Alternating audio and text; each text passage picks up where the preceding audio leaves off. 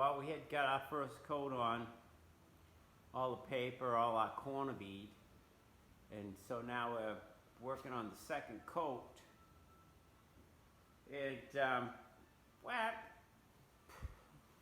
we do what we have to with this. I mean, all the projects that you work on with drywall, you gotta compound it, so, but we're not pros. I'm not a pro. My dad's good at this, but I'm not. But anyways, I could share a little bit with you guys. So I just do one side at a time, and then I come back after it's set and do the other side when I'm doing corners. But I'll do my corners first, and then I'll come do my seams with the second coat trowel after. But I can share a little bit now. So there's what your paper tape first coat looks like, and it's flat, and you get these little snots here on the wall. So when you go to, let me put you on my, see if this works. So I only put so much on that this is called a hawk. I only put so much on that so I'm not dropping it all over the place. But see, I just come along like this and scrape off any of the little things so it doesn't make a mess. And then the cart is only 6 feet across, so that's what I do. I do 6-foot sections.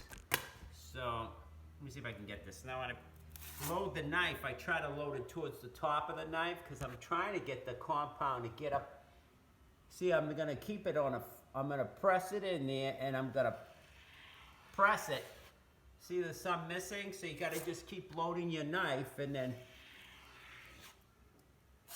the thing is, you're doing one side at a time. You gotta kind of make sure you're filled in there. You don't want to start having a bunch of voids for your third coat. The second coat, you want to get real close if you can, and the third coat, you know, it's kind of just like a smoothening out of any little craters or. See, now you notice I'm building it up, but I'm not scraping it. I'm trying to float it over. You can see if you're too thin. I'll show you. You start to see the paper come through the compound, and you don't want to be too heavy because then you're gonna try to. When it comes time to smooth it out, you're gonna get bumps. So, like I said, I'm not a pro, but I mean, we do some of this stuff. And I'm trying not to get a lot on the top up there because when it comes time to do the top, I don't want a bunch of snots up on the top. So, you know, you can see how many times I'm filling. Now, see, that has a thickness to it. So what I do is I'll just come across the whole thing like this once and try to flatten it down in case there's any little ridges. Right, and then across, so that's how much came out of there. And now when I come do this, I don't want an edge, so I'm actually gonna bend the knife. I'm gonna bend the knife, and I'm gonna, see, we left that wire down and stay out of the way. And then I'm just bending the knife down, and I'm just feathering the edge back. That's it, there's your coat. And then after it dries, we come do the top. See, now I just did the length of the cart, so.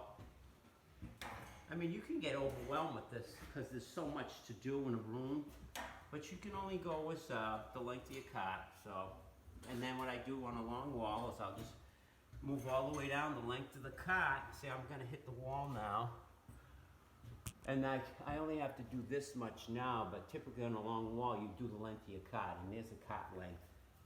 And then I'm always working into the wet See, now I come back in where I left off.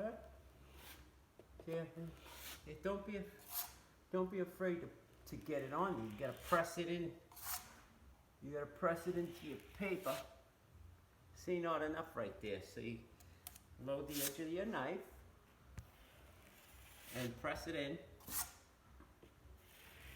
You guys who do this for a living probably laughing. Say, this guy couldn't make no money doing this. You know what? I can save money doing this, but I can't make money doing this. But so you can see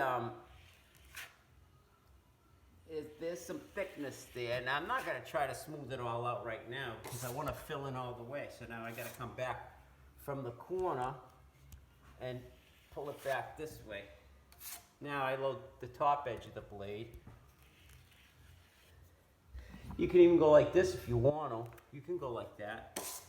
But now I think it's kind of come, and then what you do is kind of just, you kind of not push down real hard, and you try to kind of just lightly where you stop, where you're gonna start.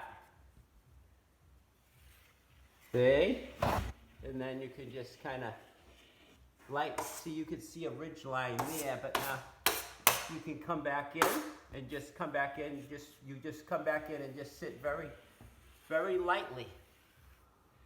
Now, then your bottom, bend your blade, and then just pick your bottom edge off. You don't want a lot of edge there, because then you'll be sanding.